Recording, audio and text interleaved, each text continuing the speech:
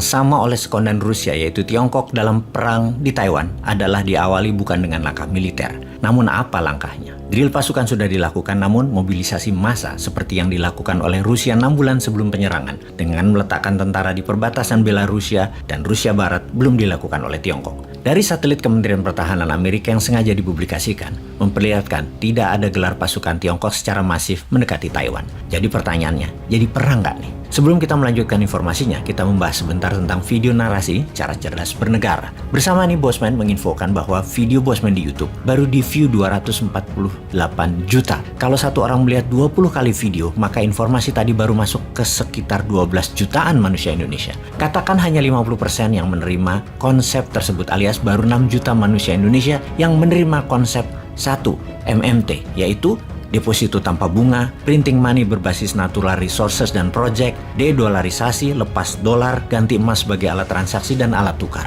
2. Membangun bursa tanah jarang, membangun bursa precious group metal, membangun bursa komoditas strategis nasional. 3. Pengurangan jumlah kementerian hingga 30%. Pengurangan pekerjaan PNS di level 3 lapis terbawah, gunakan pegawai kontrakan yang tidak lebih 3 kali 3 tahun, alias hanya 9 tahun saja bekerjanya. 4. Pemindahan ibu kota tidak dilanjutkan, namun pemindahan pusat pemerintahan jadi dilaksanakan, dimulai dengan digitalisasi data dan menjadikan pusat pemerintahan pindah ke area reklamasi di pantai utara Jakarta yang sekitar 5.000 hektaran tersebut.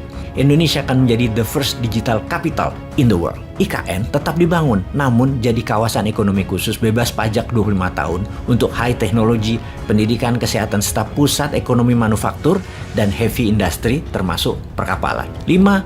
SMA-nya 2 tahun, 1 tahun wajib militer.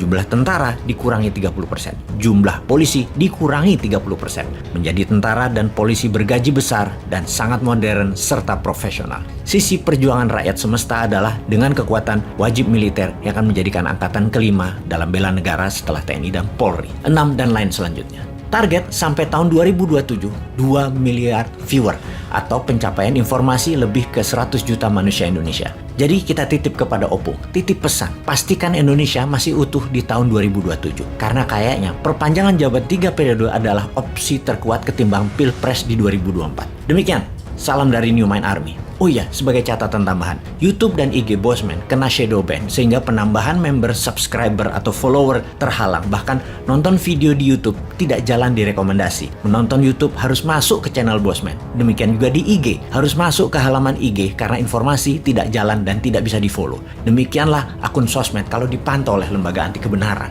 Kita tahu ada satu hal, ada quote Sontoloyo, kebenaran yang terbenar tidak perlu dibela karena kebenaran hakiki membela dirinya sendiri. Sahabat, kita kembali ke topik. Tiongkok melakukan penembakan rudal balistik. Peluru kendali balistik adalah peluru kendali jarak jauh, bahkan bisa sampai 1000 km. Sementara jarak Taiwan dari daratan Tiongkok hanya 170-an kilometer. Lebar selat tersebut sangat dekat. Tiongkok terus menghukum Taiwan dengan mengganggu keamanan dan kenyamanan Taiwan. Ada 6 titik lokasi militer Tiongkok mengelilingi wilayah Taiwan sebagai sasaran tembak. Kemarin, dari Navy Ship Tiongkok, beberapa misil dilepaskan sengaja ditembakkan melewati Taiwan dari selat Taiwan ke arah zona ekonomi eksklusif milik Jepang, bahkan melewati Taiwan. Belasan bahkan puluhan misil sudah ditembakkan ke udara melewati pulau Taiwan. Juga 2 kali rudal balistik yang besar dari daratan melewati wilayah Taiwan mendarat sampai zona ekonomi eksklusifnya Jepang. Sebuah uji nyali yang berani Tiongkok lakukan.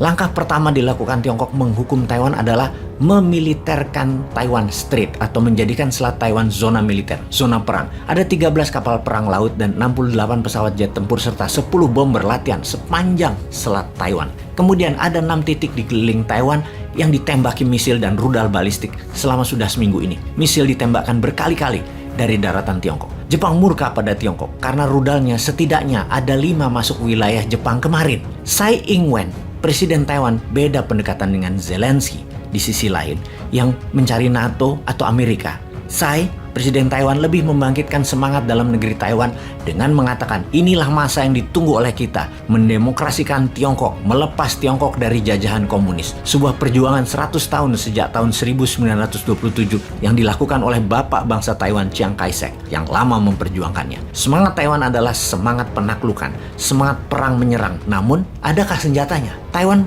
punya apa sebagai senjata perang ofensif? Saat ini Taiwan memilih tidak provokatif.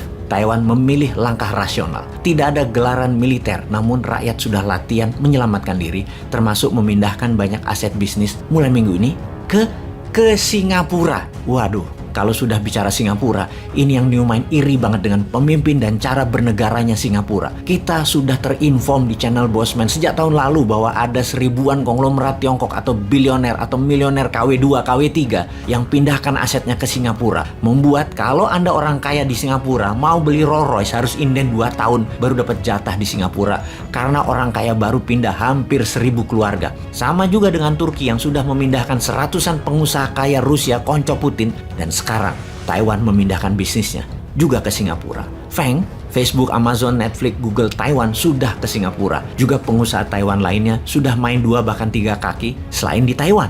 Karena itu fokus utama Taiwan saat ini. Tiongkok bagaimana? Tiongkok melakukan sanksi ekonomi kepada Amerika. Ini tindakan baru yang belum pernah ada negara yang berani melakukan tindakan memberikan Amerika sanksi. Tiongkok tidak mau bicara tentang HAM. Tiongkok tidak mau bicara tentang perubahan iklim. Tiongkok tidak ada lagi maritim agreement dengan Amerika. Dan Tiongkok menunda diskusi isu-isu penting dunia dan isu penting bilateral Amerika-Tiongkok. Seperti kejahatan internasional 2 negara, narkotik dan obat-obatan terlarang yang menjadikan senjata Tiongkok ke Amerika, yang Amerika ajak diskusi Tiongkok tentang hal itu. Semua ditunda. Intinya Tiongkok tidak mau lagi kerjasama dengan Amerika untuk hal-hal tersebut. Beijing menyetop semua dialog dengan Washington DC. Efeknya, perusahaan Amerika meradang pada Biden. Apple yang akan mengeluarkan seri 14 menjadi tertunda rencananya Oktober ini masuk Tiongkok. Tiongkok tolak karena pakai chipsnya Taiwan itu Apple.